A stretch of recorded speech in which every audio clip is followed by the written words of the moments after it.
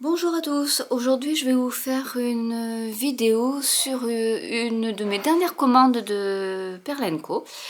Spécial Fimo. Bon, j'ai commandé un peu de perles et de breloques pour mes bijoux, mais pour celles qui me connaissent un peu, je ne fais pas que du crochet ou du perlage, mais je fais aussi de la couture et de la fimo, enfin surtout dans mes heures perdues quand j'ai pas trop les enfants avec moi, parce que dès qu'ils me voient sortir la fimo, de toute manière ils veulent en faire, et du coup ben vu que je dois m'occuper d'eux, ben, je n'en fais pas pour moi.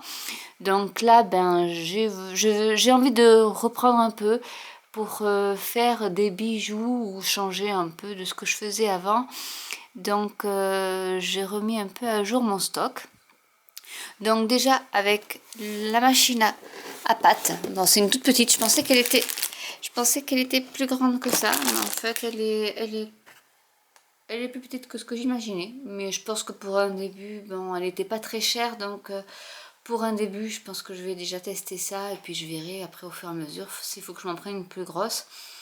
Donc ça je l'ai pas, et c'est vrai que quand il faut faire des plaques, parce que je vais essayer de faire des bijoux, donc il me faut des plaques assez régulières, plutôt que de faire avec le rouleau, ben je pense que ça peut être une bonne alternative. Donc voilà, ça c'est le plus gros de mes achats de la commande. Donc du coup j'ai aussi pris un petit rouleau comme ça, parce que j'ai vu sur un tuto, parce que j'ai envie de faire des colliers plastrons. Donc j'en ai pris un en fer, donc je vais enlever la chaîne et il me servira de support pour faire bien les arrondis du collier plastron.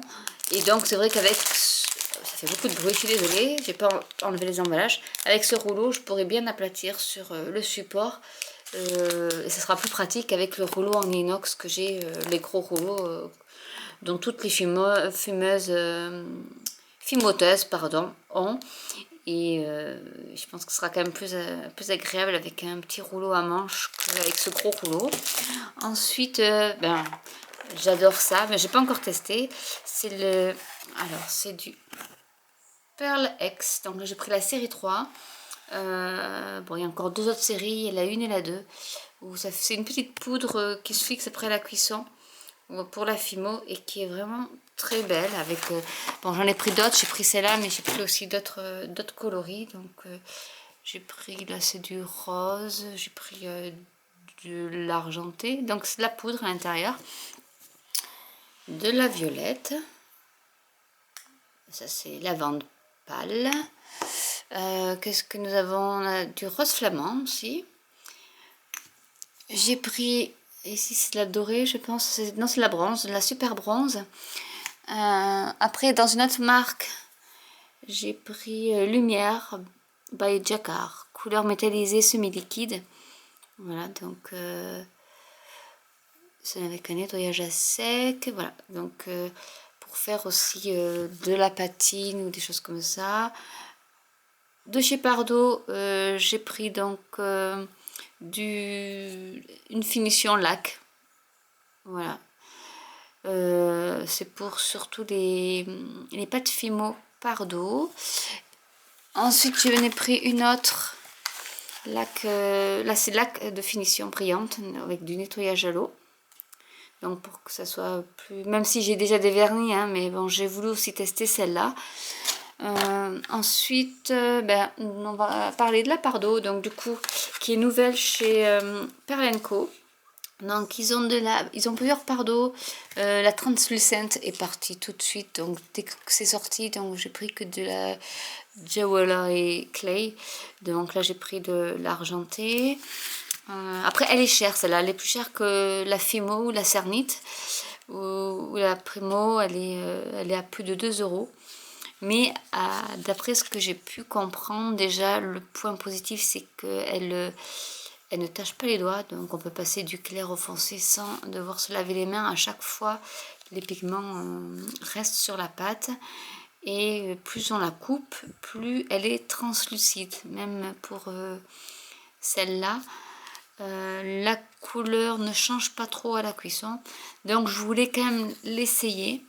Entre temps il y en a eu de nouveaux disponible là sur Perlenco, donc je pense que je vais refaire une petite commande de translucente parce que celle-là elle part vraiment très vite et apparemment elle est chouette. Donc celle-là je ne sais pas d'où, qu'est-ce que c'est. Alors Pardo utilise par contre des couleurs, pour décrire les couleurs utilise des noms de pierres précieuses ou semi-précieuses, donc là c'est de l'albâtre, albaster. Voilà, nous avons ici une aventurine avec des paillettes argentées. Voilà, ici on voit bien. Donc voilà, aventurine, hein, donc tous on porte des noms de pierres. De l'aventurine bleue. J'ai pris de la rubis. Je me suis de la tourmaline rose. Je me suis un peu ruinée sur ce coup-là, mais bon, peut-être que je pense que ça en vaut le coup. Du saphir. Donc après avec les couleurs, avec la luminosité, on voit pas trop, elle est un peu plus foncée que ce qu'on voit sur la vidéo. Une autre turquoise, là, cette fois-ci avec des paillettes dorées. Je sais pas si on voit un peu si c'est doré. Donc ça c'est la turquoise. Du rose chalcédoine. Voilà. Donc j'en ai pris quand même pas mal. Hein. Faut pas faire. Je vous montre, je dirais pas le total parce que ça va me faire peur. Même moi je veux pas le regarder, mais j'en ai eu pour beaucoup. Platine. Et j'en ai 3 autres ici. Donc j'ai or, gold. Voilà. J'ai celle-là il n'est pas marqué dessus. Qu'est-ce que c'est? C'est du green calcite. Après, green, c'est plutôt bleu. Enfin, à la lumière, on voit que c'est plutôt vert, mais en fait, quand on regarde ça, hors vidéo, ça fait plus bleu ciel. Et de l'améthyste avec, pareil, des paillettes, parce que j'aime bien les paillettes. Donc, des paillettes argentées, celle-ci. Donc, voilà pour tout ce qui est pâte Fimo Pardo, qui va rejoindre ma collection parce que j'ai une belle collection de cerniques, de Fimo, et je pense que je vais aussi même acheter de la Primo pour un peu pour tester en fait, c'est surtout pour tester. Du coup pour mes bijoux, je me suis dit il va me falloir de la texture, donc là j'ai pris une plaque de texture qui est la marque Cernit, voilà, avec des fleurs. Ça c'est plutôt un pochoir. Parce que je me dis que je pense qu'avec mes petits pots Pearlex, je pense que je vais pouvoir faire des petits médaillons et mettre après soit de la peinture, soit de la poudre sur les pochoirs pour décorer mes petits médaillons. Donc c'est pour ça que j'ai pris aussi, parce que j'avais la flemme de m'en faire, des moules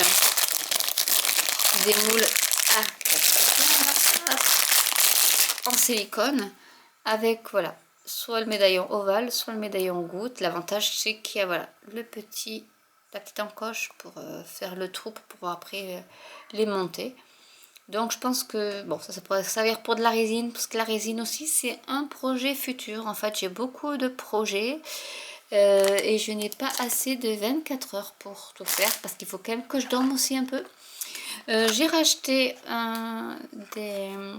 des outils de modelage. J'en avais déjà, ils sont rouges en plastique, dans un carton là, et je crois que c'est Fimo qui le faisait, donc c'était vraiment pour débuter que j'avais pris ça. Là il y en a un peu plus, alors je ne sais pas trop en fait si c'est du plastique ou si c'est du... Non, c'est du plastique. Je me demandais si c'était du plastique ou si c'était du silicone, mais non, c'est du plastique.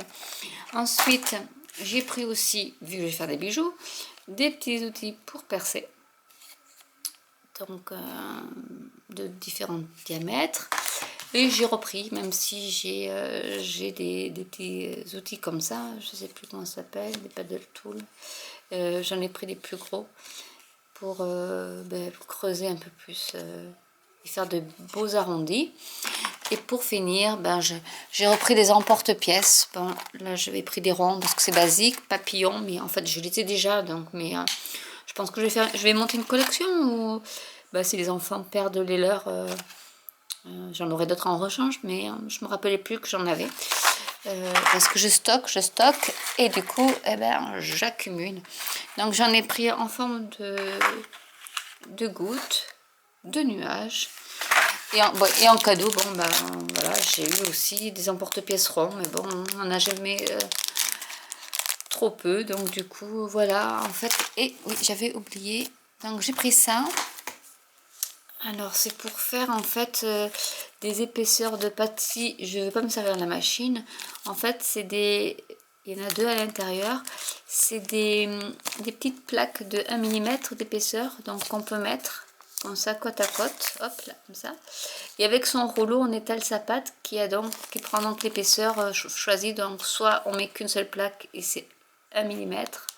Soit on en met deux et ça fait 2 mm.